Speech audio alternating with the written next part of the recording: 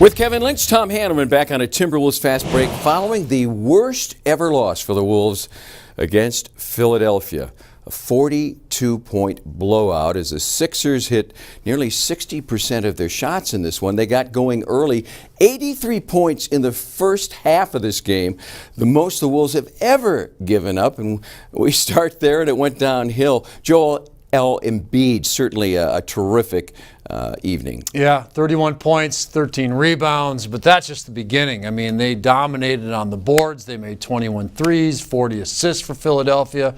They're blocking shots left and right. Embiid kind of started all the action. Then other guys started to get warm, and it was like a domino effect as far as shooting the basketball. And there's a variety of guys doing damage there from Philadelphia. This game was lost in the first quarter, I thought, for Minnesota as the Sixers got rolling and Minnesota was out of it quickly. Wolves were down 25 at the half as we look at the final numbers. 21 made threes for the Sixers. The Wolves franchise opponent record is 22 against Houston.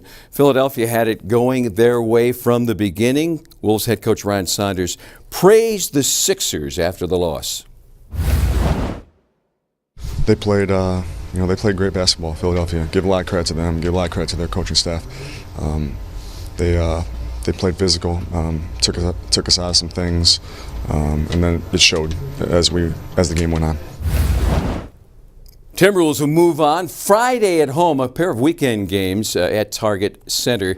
San Antonio in town Friday night. Phoenix Sunday afternoon, and that game immediately followed Tuesday on the road in Phoenix as the Timberwolves with back-to-back games against the Suns. But first, the Spurs, who have been dominant. They've won 11 straight against the Wolves in Texas, but Minnesota has knocked off San Antonio the last two times they've faced them in downtown Minneapolis.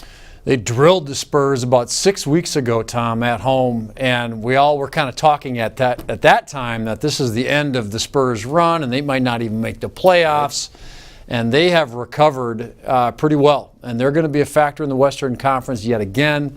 DeMar DeRozan's always a handful. LaMarcus Aldridge and Karl Anthony Towns should be fun to watch as well. Back to the drawing board, Taj Gibson said after this one. Hope you'll join us Friday night at 6:30 for Wolves Live as the Timberwolves take on the San Antonio Spurs.